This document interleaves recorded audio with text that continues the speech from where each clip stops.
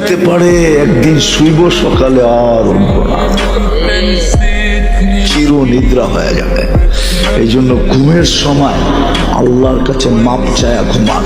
দুর্গন্ধের কারণে কালকে আমরা খবর পাইছি যে এই ঘরের থেকে দুর্গন্ধ বাহির হইতেছে, দরজা তো বন্ধ। 3-4 দিন আগে ওইখানে যে টোকায় আসছে, সবাই খোঁজ করে আসছে, তো দেখছে দরজা বন্ধ, মোবাইল বন্ধ। ভাবছে তো মাঝে মাঝে চলে যায় বন্ধ করে, হয়তো বন্ধ করে চলে গেছে,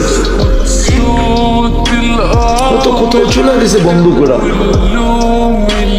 কিন্তু কালকে সকালে দুর্গন্ধ খুঁজা পাওয়া গেছে, মশারি যেমনটা তেমনই টানানো আছে, ঘুমের ঘরেই চলে গেছে। আমরা কেউ তার আত্মীয় স্বজনকে চিনতাম না, জানতামও না, সে কাউকে বলতো না। সে একা ফ্ল্যাটে উঠতো আর নামতো মসজিদে, যার দিনদার ছিল, নামাজি ছিল, দাড়ি টুপিওয়ালা ছিল, সে একা একা থাকতো।